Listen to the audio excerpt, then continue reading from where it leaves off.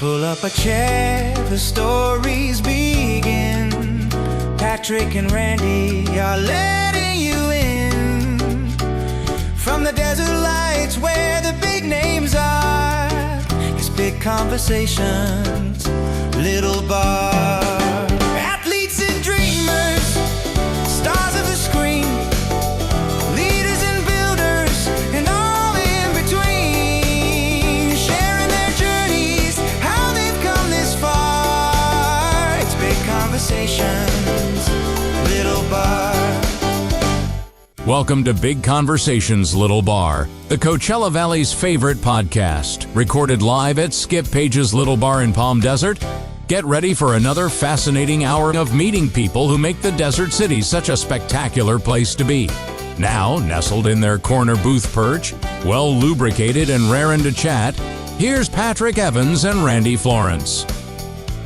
Howard, thank you very much. We are back here at the coveted corner booth of Skip Paige's Little Bar in Palm Desert, California. I'm Patrick Evans, and I'm here with my spiritual guru and Captain Slick, lead singer of the Stick Shifts, Mr. Randy Florence. Great. Now people are going to want my autograph and pictures and Talked everything about it on one of our previous podcasts. I think you guys really do need to do a reunion tour of Captain Slick. I might be the only one still alive. We can find people. I feel like Tommy Fields wanted to be part of that band.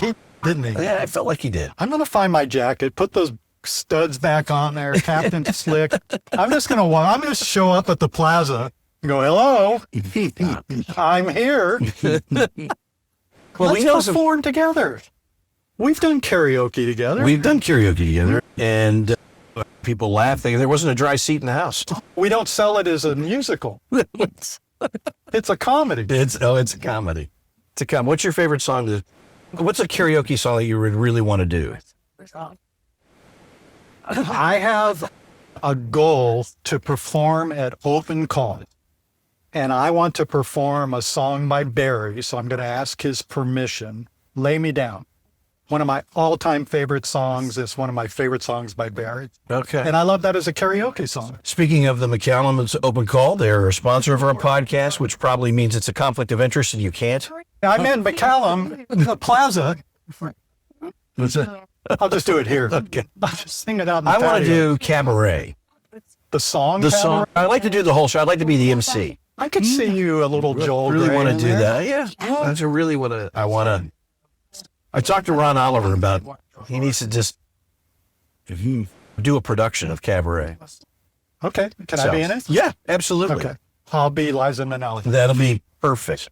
All right, let's get to our guests because we have two incredible guests. Two incredible guests. Two for one. We have the great Michael Childers, you're one of the very few, you're a lucky victim. You've been on a couple of times. Three. You are our first three-timer. The Star is Reborn. That's true. I just thought you were paying penance for something. What did you do wrong now? I have a face made for radio. We're on video now, too. And you brought your friend Scott Coulter. The best. I got to meet Scott. You came on Eye of the Desert. That's right. You are working with the Plaza Theater. I am. And you recruited Peter Doubt to be a part of your Christmas show. I did. This year. We launched, one of the things we're doing at the Plaza is we've launched the Palm Spring Pops Orchestra. Yep. In a 4-show series, and our first show was a holiday show. And we included, in addition to the Palm Spring Pops Orchestra, we had the Coachella Valley Classical Voices, we had the Gay Men's Chorus, we had local actress Lizzie Sosa, cabaret superstar Carol J. Bufford, and Peter Doubt sang. He read "'Twas the Night Before Christmas," which was beautiful. And then he and Carol did a duet together, and he stopped the show. It was fabulous. But when I was pitching that on Patrick's show, Patrick agreed that he would sing in next year's show. So it is. Yes, it is. It's set in stone. No, it's set in Yeah. stone. Oh, my goodness. Yeah. All right. That's the name of the song you're doing. This Right. is so the I'm second time. It's set in stone. There you go. So I might get to perform on the stage at the Plaza Theater before you. We'll see. Oh, I think that the odds of that happening are probably pretty good, that you will perform on the Plaza before me. I'm very excited about it. I think that is so cool. I might even get a ticket for that one. You better tell your fan club about this. Yeah. I'll take it. We could actually even do a Christmas version of Cabaret. We can make that work. Add some jingle bells in there. You Oh, could, I like that yeah, idea. you could kill 2 dreams with one tune. So that would be awesome. Put down the knitting, the book, and those jingle bells, Dan. Yes. It's time for holidays. It's time for Yeah. You just want to wear all that eye makeup like Joel Grey, dude. I do. No, I'm like, I remember seeing that, like when the movie Cabaret finally was like the ABC movie of the week. Well, I watched it with my parents, and I was like, that is just cool. And see, my mom took us to that as a double bill. The first movie was Sound of Music. The second movie was Cabaret. And it scared the hell out of me. Oh, yeah. After 2 hours of Sound of When Music. Julie Andrews, was that scary to you? No, Cabaret. What an scared the hell interesting out double of me. bill. That's a real Well, weird. because of the whole Nazi connection to both Absolutely. music. That's kind of, I never even thought about that. Yeah. That works. I was up in the Bay Area. Wow. And I was probably, I don't know, what year did those come out? The late Cabaret was 1972, and Sound of Music was a few years before. I was 65, 15. I think, was Sound of Music. 55. 15 being scared to death by Joel Grey. I don't know. You got a guy who knows a lot about movies right here. Hey, we've heard it. Yeah. I always ask this question, like Cabaret won Oscars for Liza Minnelli, Best Actress, Joel Grey, Best Supporting Actor, Bob Fosse, Best Director, but it did not win Best Picture. Do you know what won? In 1972, what won? Myra Breckinridge. No, I worked on that. I did the poster. Terrible. You worked on Myra Breckinridge? You don't know. You with Raquel and Mae West? That's right. The campus film ever made? Yes. Yes, thank you for that. It was since around cocaine. The director was an absentee director, but it was a fun experience. I bet. Yeah. Mae West and Raquel didn't talk to anybody. They hate each other. Yeah. But it was a pretty great movie to work on. I love working on really bad movies. Yeah. Can't Stop the Music. Oh, yeah, there you go. You have to answer my question. What won Best Picture in 1972? Okay. Well, 72. Cabaret won all those others. Was that It's a biggie. It's shocking. Biggie? It was The Godfather. Oh, Isn't that something? of course. But Francis Ford Coppola didn't win Best Director. Bob Fosse won Best Director, which is kind of freaky. shocking to That's think about. freaky. Yeah. Yeah. Isn't that good? Good, good Yeah. trivia. That's really Super good good trivia. Yeah. That's super good trivia. Yeah. That's a good year for movies when Yes, you it get was a good Cabaret year. and Godfather in the same year. Yeah, what? Look at what we have now. You can't even remember what you saw last week. Oh, well. Oh, you're a big fan, though, this year of Nuremberg. That's the movie. It's talking brilliant. about. And it's so well acted by one of the least pleasant actors I ever photographed, Russell Crowe. Oh, But he hits people with phones. He unbelievable in this. He becomes Herman Goering. He is very powerful. And all the acting is extraordinary. Not that many people have seen it. It is a little depressing, a little. But Really, Nuremberg was depressing. oh, only if you're Irish. Yeah, there's some good movies this year. There've been Hamnet is a very good It's movie, slow, but it's brilliant. Brilliant. and yeah. very sad. But I thought very good. Oh, I haven't seen it yet. It's sad. It's basically a Does true somebody story. die? Yeah. True Yes. story. Yeah. That's the point. That's the Yeah. whole Yeah. point. Yeah. Even in the funny Shakespeare plays, people die. The sad Whoa. ones, really. What? There were a couple of other. There were some weird movies. Yeah. Did you see Sinners? That was a weird movie. Yeah. That's good movie. I like though. Sinners. It's Yeah. got it very original. Yeah. That guy's brilliant. I liked Yeah. Weapons. I liked Weapons. Did you see Weapons? Yeah. That was You like know, two different movies. It was. I read a thing that said Weapons is all about addiction. All of the characters are addicted to something, and it's their own take on. Because you see the same story told from four Oh different my God, I can't perspectives. talk now. And they're all. I'm going to yeah. be thinking How about this that? now. Yeah. I don't understand Marty Supreme. What is that movie about? You know, it just Marty Supreme. I It's didn't- about a ping I pong didn't get player. That's about addiction to ping pong. Yeah, and then it becomes a heist movie at the end. It's weird. yeah. That's a weird one. Changes gears. Yeah. Great. I'm a big fan of Wicked Part 2. I loved both Wicked films. Haven't seen it yet, but thank Yeah. you for saying that. No, I Yeah. did. I liked both of them. I thought they did a great job. And I thought both Cynthia and Ariana were awesome. Were you at Cynthia's performance at Well, the actually, Plaza? yes. It was with the Palm Spring Pops, which I put together. So The He produced the evening. No, I produced the orchestra part. Yeah, the orchestra part was mine. Yeah. She was awesome. She was great to talk work about with. that night just a Phenomenal little. artist, phenomenal. Because it opened up the theater, basically. Yeah, the big opening. Oh, Yeah. that's a huge. We had a John Bolton, who's the general manager of the program Previous over there, guest on the podcast. who is so smart. He did a very smart Oh, thing. He different had a- John Bolton.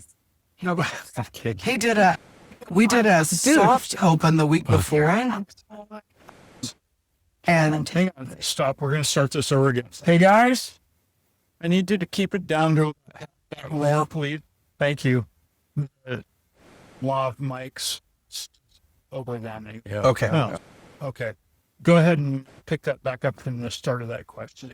What was the question? the opening night. The opening night, Ariana Grande. That's Cynthia Erivo. Oh, Cynthia Erivo. All right, let's start over again. The opening night. Welcome. Cynthia Erivo helped open the Palm Springs Plaza Theater. She did. And She you did. you put together the orchestra. I did. The Palm Frame Pops accompanied her, which was incredible.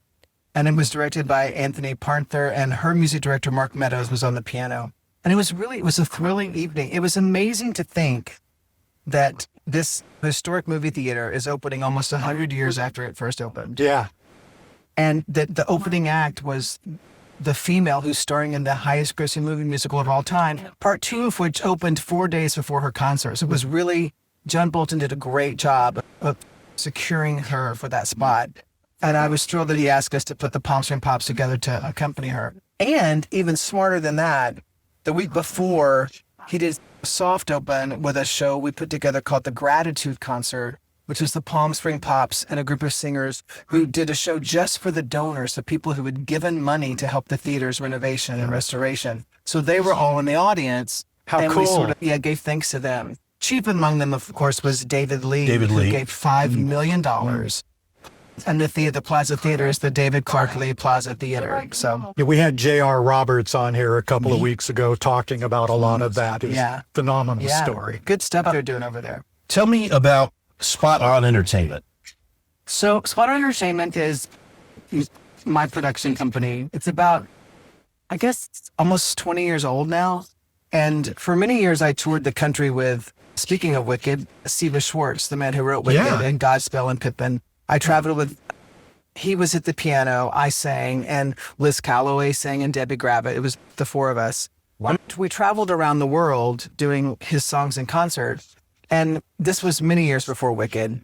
And after about 5 or 6 years, the man who booked that concert gave the business up. And everybody else was okay with that. And I said, "Oh, I need this to keep happening." And I said, "Would you mind if I tried booking it?" And Steven said, "No, knock yourself out." So I put together a group of shows that I could sell around the country, one of them being Steve Schwartz and Friends. And so that's how it happened. And now we create concerts for symphony orchestras and performing arts centers all around the world. Wow. Which is great. Yeah. That is very Fun? cool. Yeah, it's really Where did this all start with you?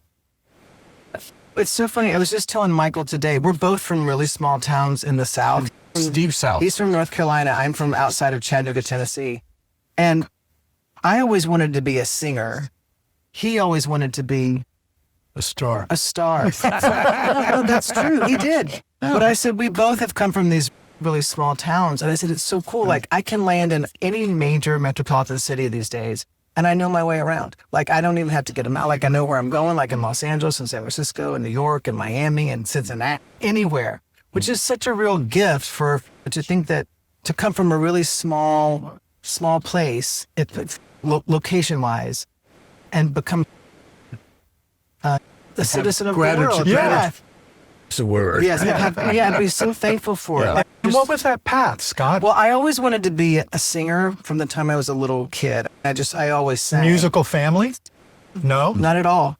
And I used to sing along to, my parents had Barbra Streisand records and Helen Reddy and Olivia and John and Linda Ronstadt. So that's how I learned to sing. And I want to go back to that. You just named all female singers. that's right. And my voice, if you ever see one of our concerts, my voice is still very high because that's how I learned to sing. I mimicked the sounds that they made. And so my placement sort of stayed where theirs stays. it's still. Were you in a church choir? I wasn't, not when I was a little kid. Chattanooga, No, yeah. everyone was a church choir down there. I was in the choir boy. I was in the Chattanooga Boys Choir. Oh, that's it. I knew you were. Yeah, I was in that. But then when it came time to go to college, I played the piano, I played the trumpet, I sang. I wanted to be a music major, and my parents said, no, that's not, you can't be one. What did they have to- want you to do? Something that would pay. Yeah. They wanted me to have Practical. a job. Yeah. Dental school. They wanted me to have a job, and they said, because you can't support a family as a musician. And in my head, I'm thinking, that's not going to be an issue, but they don't know. We'll deal with that problem. We'll deal with that. We'll talk about that tomorrow, folks. Yeah. By the way, Bob. Speaking of that, They didn't know that. They didn't know that part of the story yet. So I went to school outside of Nashville, Tennessee, for 3 years to be a communications major, actually, and with an English minor. But I took all music courses. And after about 3 years, my parents said, "You're really serious about this music thing, right?" And I said, "I am." And so they said, "Then you have to go to a good school."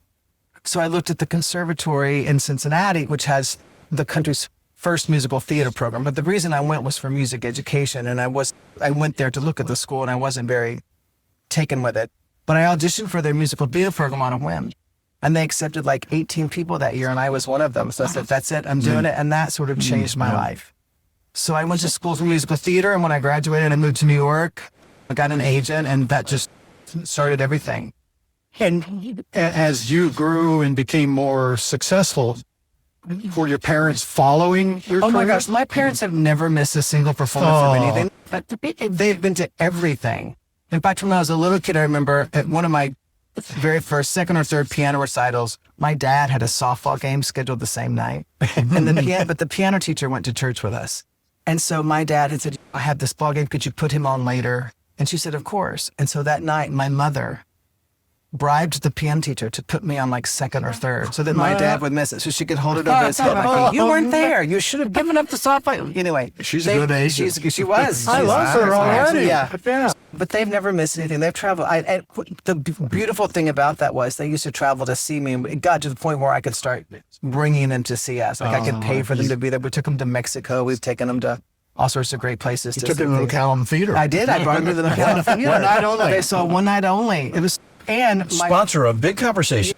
yeah. But Michael has been so great to me and letting me direct those one night only concerts. And the first one he let me direct, Debbie Boone was in. And when I was a kid, my go-to number was "You Light Up My Life." So my mom and dad got to be in the theater to see me working with Debbie Boone on "You Light Up My Life," which was beautiful. Such a great performance. Yeah. I remember being there. Yeah. She looked phenomenal. She did. Nicest girl. Oh my God. She did. She's great. I think that she was wearing like that all white outfit. Yeah, she Yes. was beautiful. She said she's done a couple with us. Yeah. But that year, she said, she came up, she says, "Oh my gosh, I was so nervous." She said she just got really nervous and she started sick. So she held the microphone stand to ground her, and she was stunning. It was a great performance. But that night, I owe Michael Childers so much, but that night really was a dream come true because that was the 70s. How did And you so two that meet? was my, I at a gay bar. No.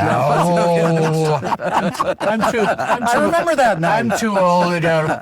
I didn't say you what. were I didn't get you're one. studying That's 54. too old. You're 54 below. I was at 54 below, and he was saw. a singer, and I just said, "This guy's incredible." And I said, "Would you come to the Palm Desert? There's been one night only at the And you did. Callum, and you came out to sing." I did the because show. of Jason Grob. And the then, yeah. delightful Jason Oh, Grob was he's great. directing a Jerry Herman night for you, And he brought me out. did the two last shows we did about New York. I had just the best, and the Las Vegas show. Yeah.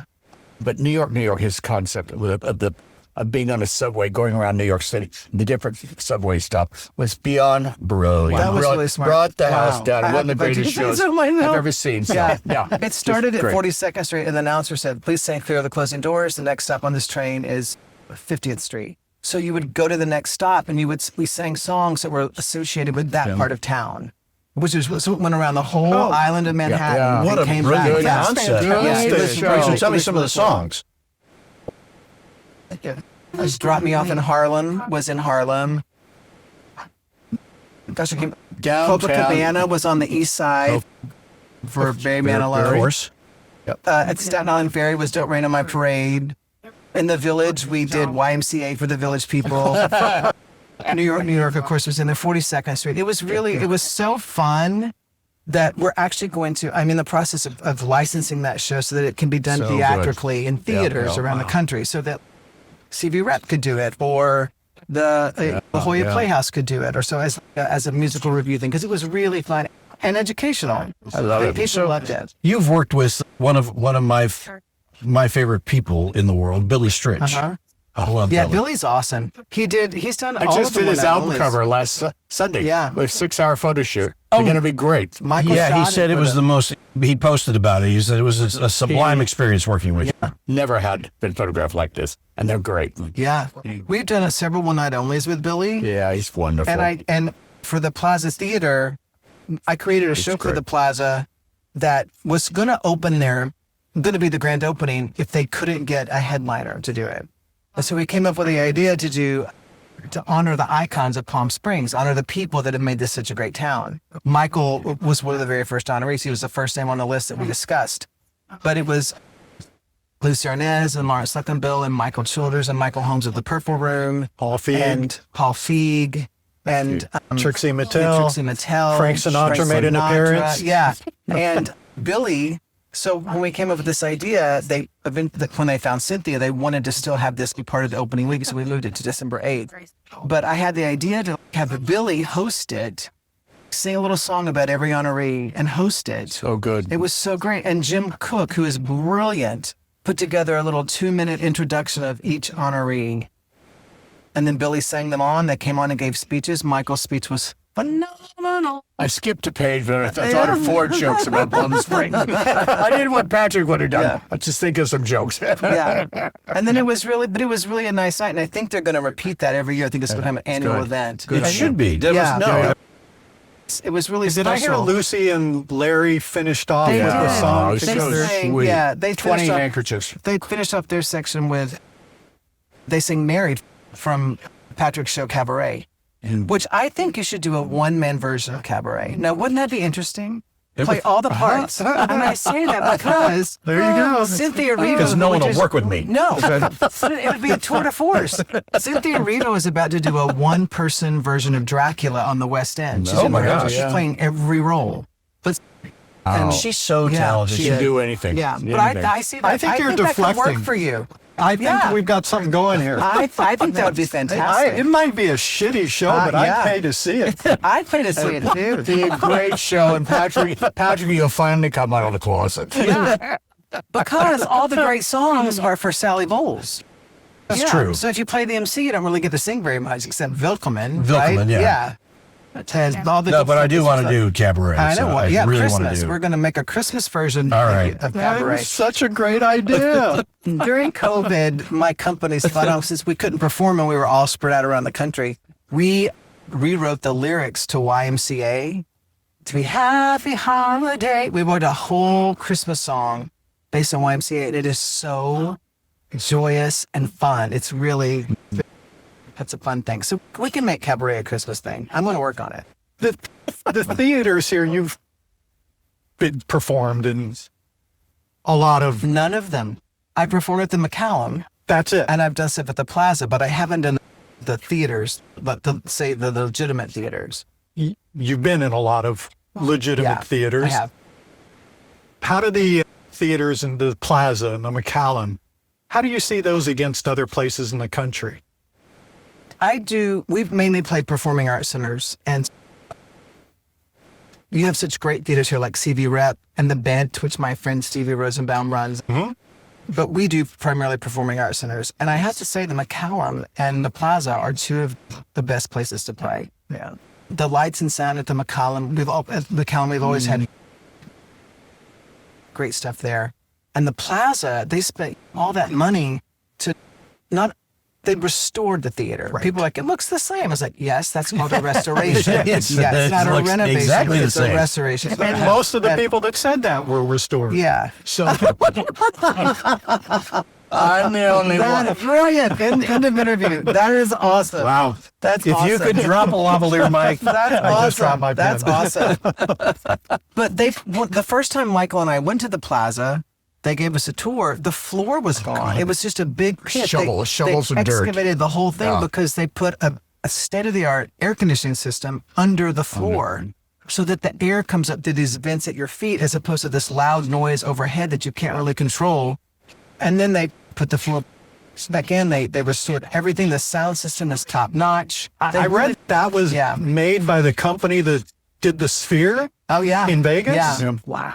And what they did that was really smart, the green room at the Plaza is one of the greatest rooms in all of Palm Springs. I said, could I just stay here when I come? It's so nice. You want to spend time there.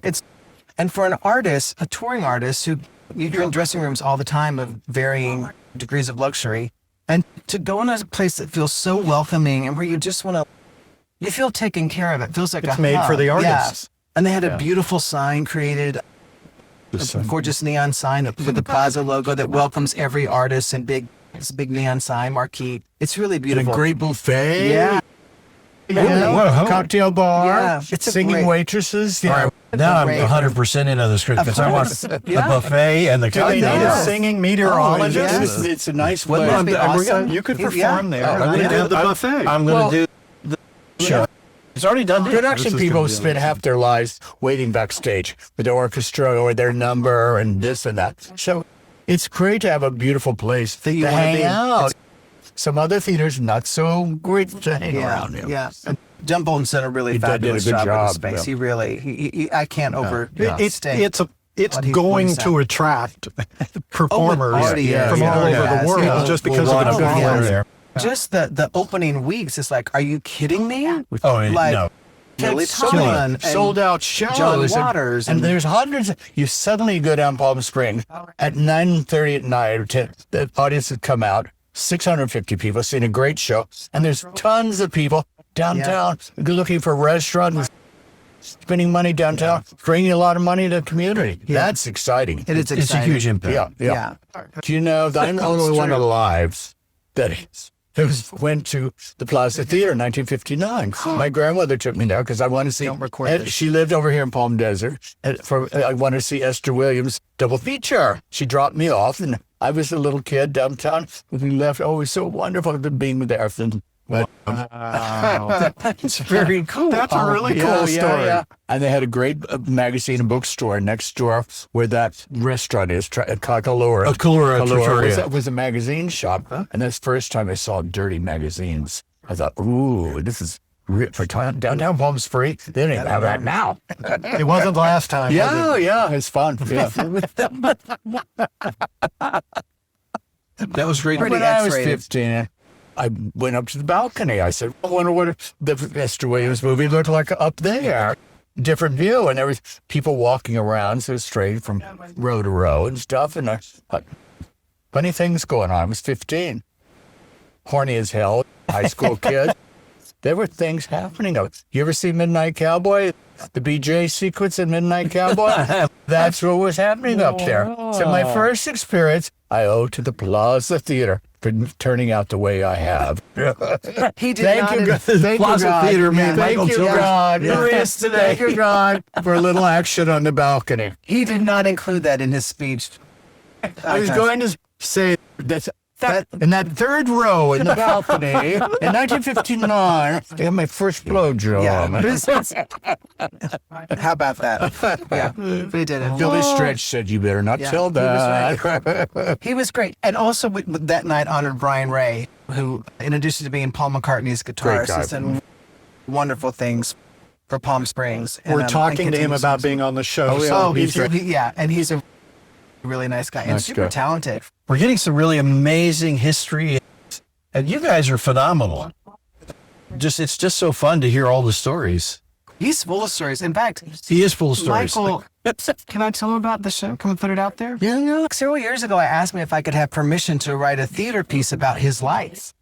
Because number one, he has all these extraordinary photos of all these artists, but he has a story to go with every one of them. And every time you mention a name, like if you're at dinner, you'll say, "Oh, I saw the latest movie with Cher." He's like, "Oh, I remember when I was with Cher, like on the beach in 1974 in Malibu, and a tornado." Like he has like a story for everything. Yeah, and Dinah Ross and Bob Dylan were my next door neighbors. Yeah, I mean- hanging out with Bob, smoking a J. Yeah, I mean, he's And I said, "We're doing a Midnight Cowboy movie. Would you like to write a song?" He said, "Well, let me read the script." He read the script. And we finishing the movie, locked in the music in New York. It was getting too late. And this little package arrived in the office. It said, from Bob Dylan Productions. He said, I know it's a little late, guys, but here's my take on your movie. I hope you like the song. And it's called Lady Lele. Oh, damn. Can you imagine that as the theme song? I mean, we had Everybody's Talking, which was better, but we could have had the Bob Dylan song as well. And I know everybody should know this, but when you said we made the movie, who was the other person? My partner, John Schlesinger. And tonight we're opening at the Camelot, the Palm Springs Cultural Center. My husband makes movies, part 2. It's a series of his last 8 films, because last year we did them, and then this is great series. It'll be 300-400 people there tonight, and this is his 100th birthday is coming up in 2 weeks. So they're celebrating in film festivals and theaters all around the world. So, isn't that great? Yeah. So see, one little word, just share, brought on that whole thing. So his life story is really, it's unbelievable, and part of the overarching story would be that he was born and raised in North Carolina at a time where you could not be gay. You couldn't even talk about being gay. Ends up in a 3-decade-plus relationship with an Oscar-winning director in Hollywood. Becomes a world-famous photographer. And then just a few months ago, marries his longtime boyfriend. Yep. So his life story it perfectly mimics the gay rights movement in America. And to be able to tell that story through his story and all that he's seen and captured with his That's lens. an amazing idea. Isn't that a great It's idea? very cool. And by the way, Belinda, congratulations on your wedding. Thank you. Yeah. What a wonderful person, documentary filmmaker, won Berlin Film Festival last year. The Paris Film Festival came in number 2, and played here at the festival. And terrific. He's quite wonderful. Yeah. But he lives in San Francisco. Right. And I live here. Long distance you know relationship. what? That's why it's lasted 22 years. 22 years. My wife lives in L.A. and I live here, and we make it work. By the way, we're willing to play ourselves in the movie. Perfect. There's got to be a I'd rather play somebody else. He's going to play Liza Minnelli. I'm going to play Liza Minnelli. This, I can't wait. All right, I have a question for you while we're on this subject and talking about the gay rights movement, and you mentioned that your parents were very worried about you supporting your family. That's not a big deal. So when did you come out to your family? I came out to my family. I was 23 when I came out to him. And I remember saying to my mother, I just had the hardest time telling my mom. And but I wanted to tell her first because I knew that she would be loving and accepting. And she wasn't. And she said, are you trying to tell me that you're gay? And I said, yes, that's what I'm trying to tell you. And she was like, oh my God, just hysterical. Southern mom. Oh my God, I can't believe it. How could you do this? How did you do this? I said, Mom, you knew. I did not know. Yes, you knew. I had no idea. Yes, you did. When your father and I talked about the possibility, I said, see, if you were talking about the possibility, you knew. You at least suspected. Yeah. So then we went and told my dad, his response was kinder. But I was just so glad it was over. And I remember after we finally talked about it, I went upstairs to my childhood bedroom and laid down. I just wanted to be away from them, actually. But I remember her coming. I could hear her coming up the stairs, my mom, pretended to be asleep. And she came and she sat on the side of the bed. And she rubbed my arm and patted my hand. And I knew that it was going to be okay. Oh. And they came around. It took a while. It's beautiful. Because you said now you bring them to your... Oh, yeah. And my husband, I've been with my now husband for 31 years. Wow. So when they met Dave, I think that they were already okay with it. It took a while, but they loved him. They would keep him and get rid of me. So, So you had to stay together. Yeah. So that made all the difference. But my mom and dad were from the South. We went to church 3 times a week. Once on Wednesday and twice on Sunday. And I carried a Bible everywhere. I wanted to be a minister. So they didn't know any gay people. They didn't know that they did. Right. Everybody that they knew was closeted. I couldn't wait to get out of it. Deep South. Yeah. So it was... No rock and roll, just rock and religion. And now they're role models. And I lost my mom just about 2.5 years ago. Lovely lady. Lovely lady. And her eulogy, I gave the eulogy at her service, and I told that story and about how bravely and fiercely and unconditionally she supported me and defended me to friends in that town. Like, it was a real big deal. When I got married, she walked me down. Your So- dad told me when he was out here, said Scott was always very special. He was the sensitive type, you know. Yeah. That's the Yeah, word so- for Dave. And also an asshole. So that's the other word for sensitive, So Scott, how sparky come, asshole. Yeah. are you going to tell this story? What, the story I just told? Yours. Maybe someday.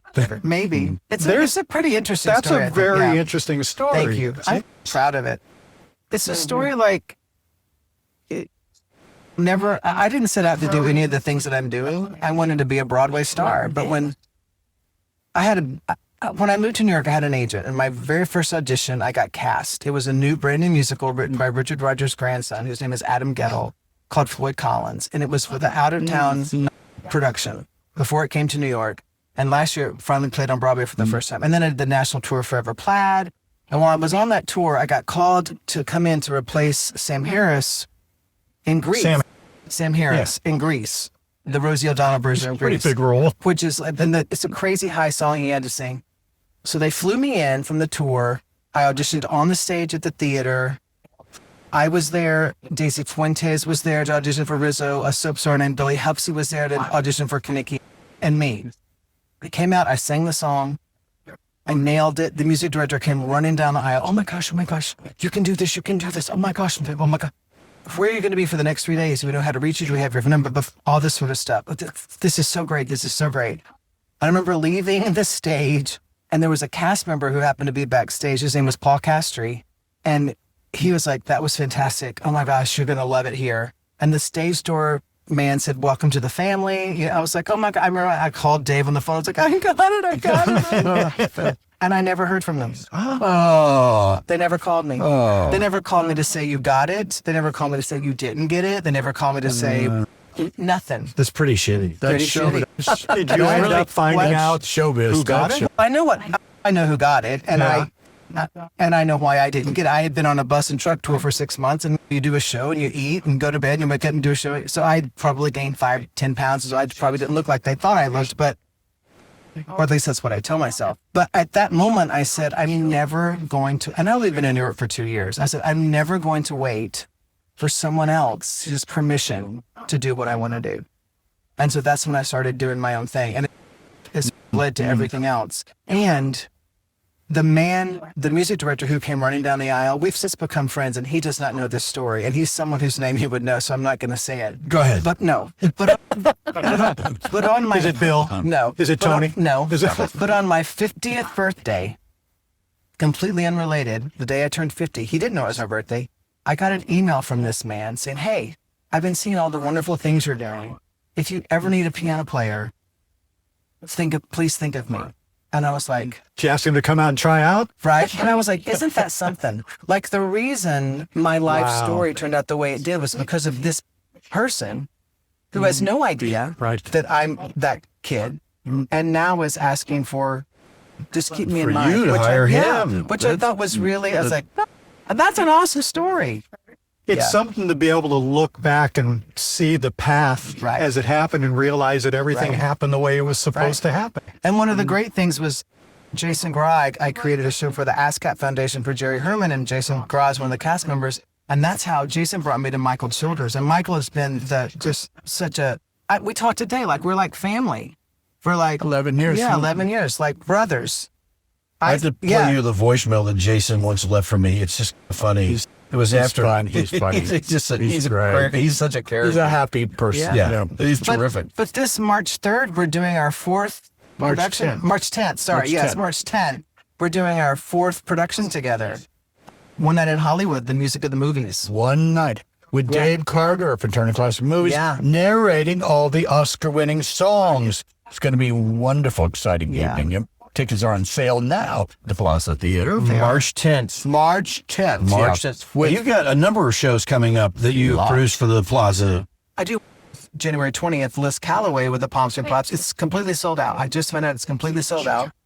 And then March 3rd that was where March 3rd comes in. We have Music of the Nights, which is with a K, Nights. So Great it's show. Sir Andrew Lloyd Webber, Sir Paul McCartney, Sir Elton John, their music with the Pops Orchestra. And then April 14th, our final show of the season is called Disco Inferno, the songs of the 70s, which is ridiculously fun. And stars 2-time Grammy Award-winning Tamika Lawrence, who actually, Tamika and I, and another singer, Shirley Atkinson, on February 15th are with the St. Louis Symphony doing our Tina Turner show with the Tina Turner Estate, along with Kennedy Holmes, Brittany Howard, and Jennifer Hudson, we think is going to do it. She is one of the greatest Tina Turners I ever saw. Tamika, She was in our She's show. phenomenal. And I photographed my first phenomenal.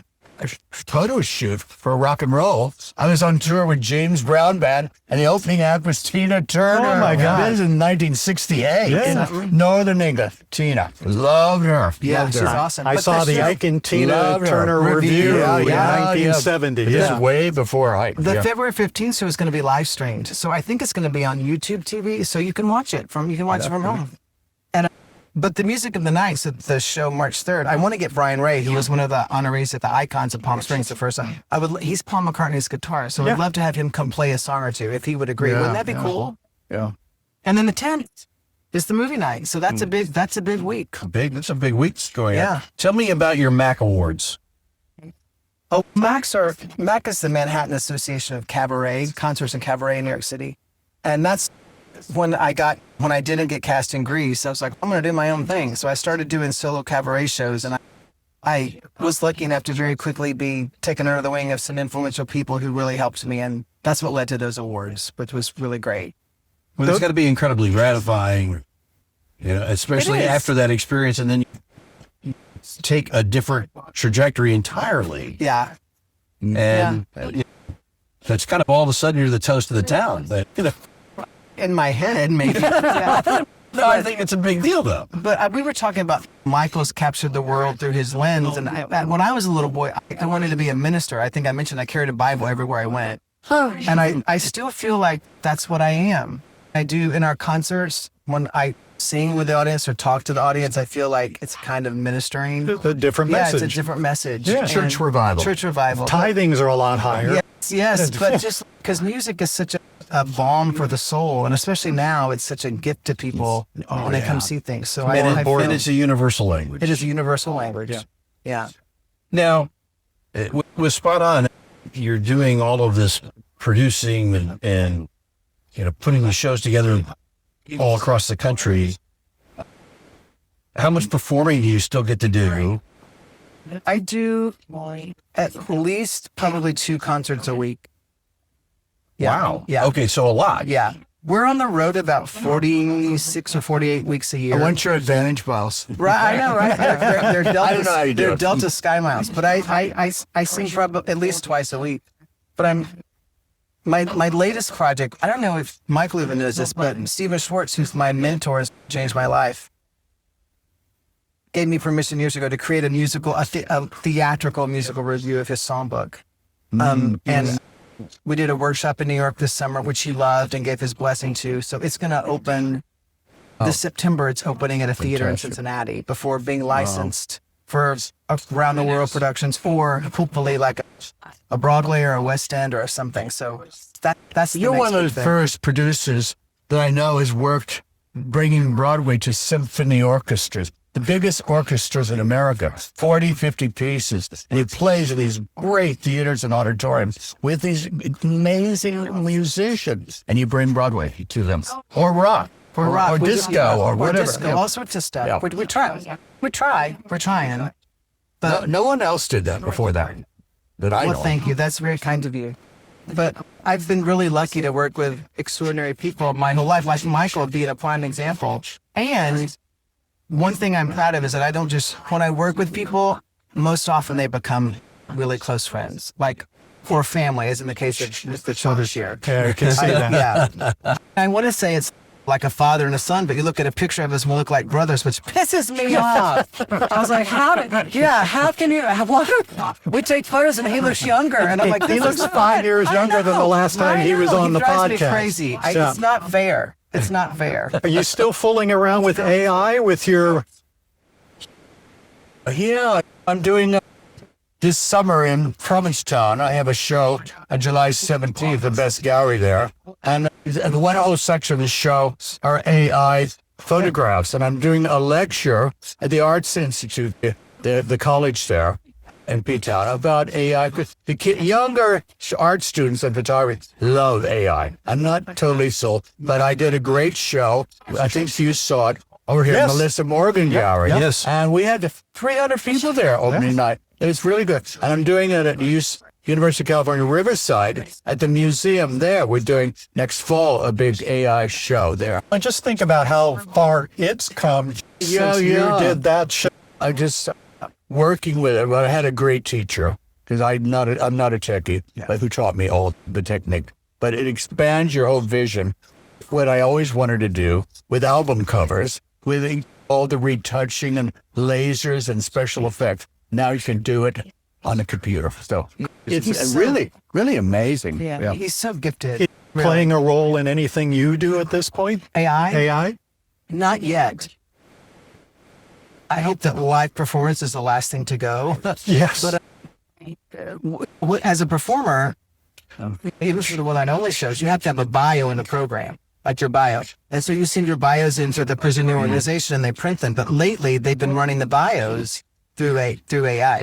This sounds stupid. I didn't write that. No, but they can rewrite. Yeah, so we have to, it's starting to go in our contracts, like the bios have to be printed as received. You can't run it through, they try to shorten 100 words to 25 through some sort of chat GPT thing is stupid. But the photographs Michael's done with AI are extraordinary. Oh, You just showed me amazing. 2 today. Those from the desert, the sunset. And we found a couple of old photographs taken 40 years ago. And I posted a couple on Facebook. And this is about a month ago.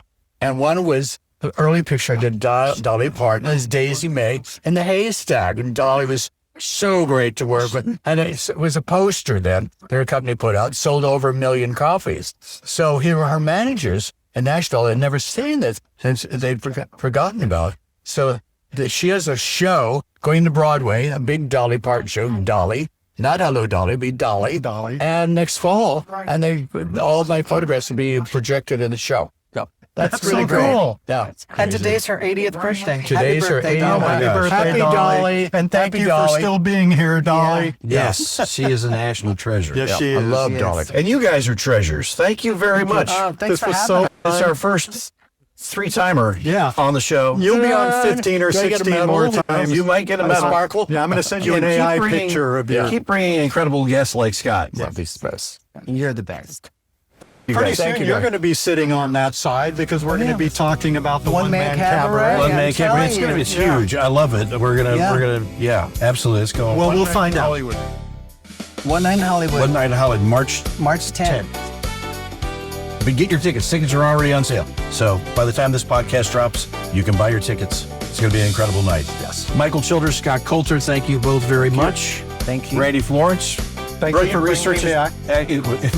I did literally no research for this because I knew I didn't need to. No, this is is going to be an amazing We conversation. have fun. We have John fun. McMullen, our we have producer. fun here. That's way too talk. Coming back for more. Good. We have fun too. Thank you. I'm Patrick Evans. Our thanks to Skip here at Skip's Little Bar. Our thanks to the McCallum Theater.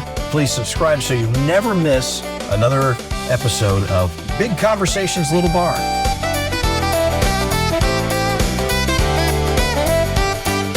Big Conversations, Little Bar is a production of the Mutual Broadcasting System. This podcast is available in audio and video format. Visit our website at www.bigconversationslittlebar.com. New episodes are released every Monday.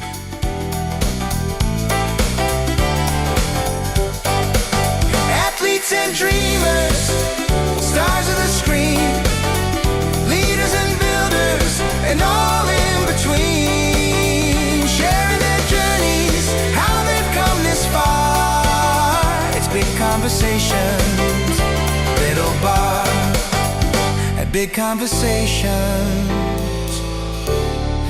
little bar.